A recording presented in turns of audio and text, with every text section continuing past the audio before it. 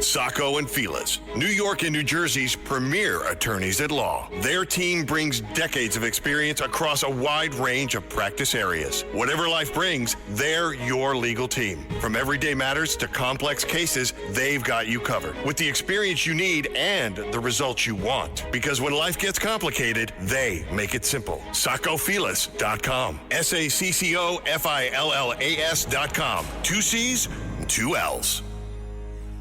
Listen, all you New Yorkers.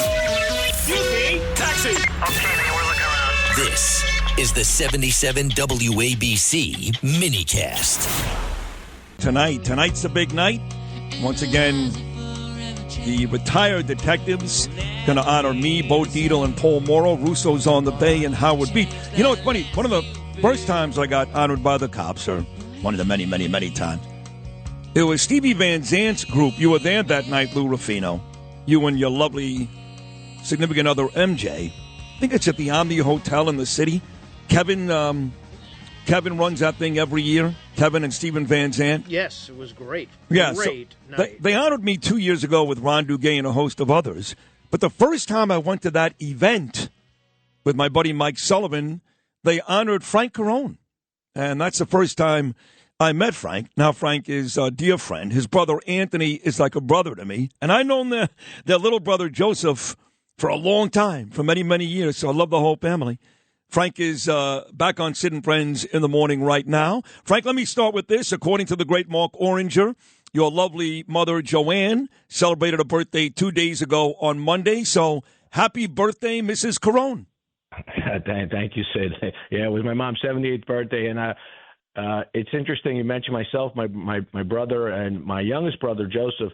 We have a new one on the way. My daughter is pregnant. She just heard she's having a boy, the first grandchild in the family. So Mazel tov. Good things. When does she do, Frank? When does she do?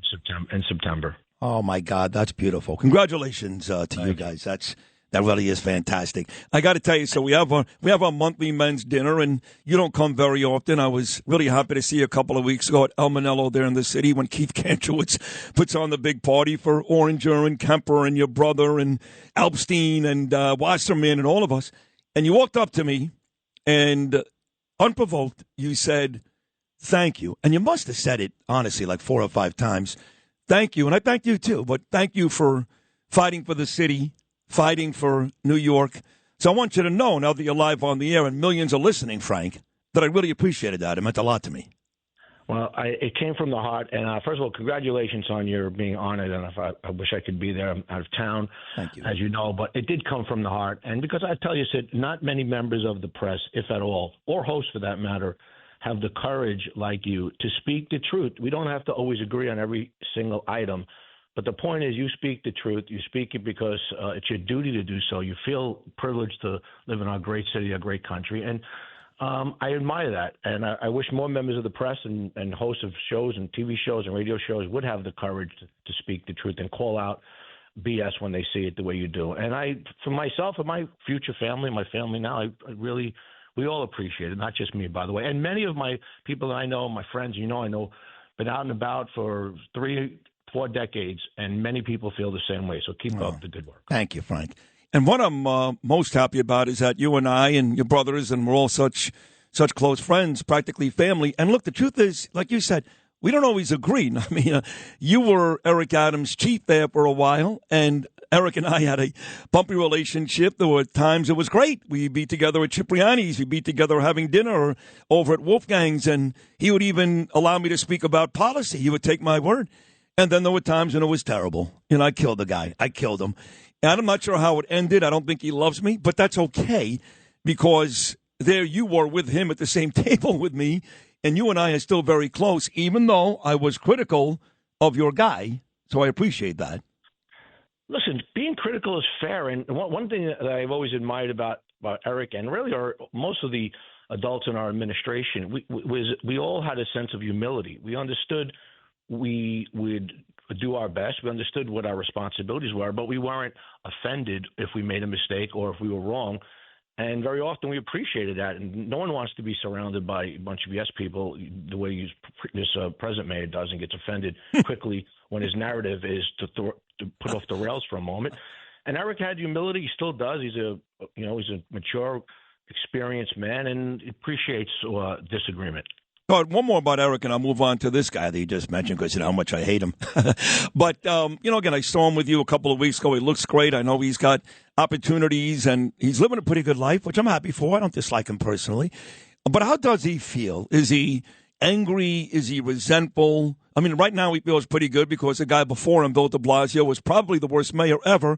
And the guy in office right now has a really good chance of going way past de Blasio as the worst mayor ever. So he's sandwiched in between those guys.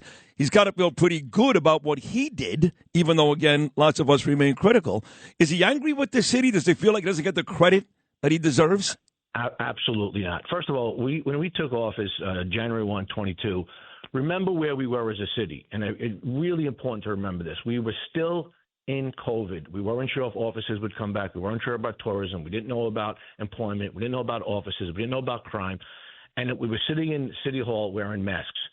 And then fast forward for 3 years later, very, very proud of the work. 4 years later, very, very proud of the work of the administration coming out of COVID. And remember our first 2 weeks, we had Michelle go thrown onto the subway tracks, a young baby unfortunately shot in the back of the head, a snowstorm, a 5-alarm fire, and, of course, 2 incredibly brave officers killed in the line of duty by responding to a domestic violence call. That was our first 3 weeks post-COVID. Wow. Coming from there all the way forward, I'll tell you the word that describes Mayor Adams right now, grateful.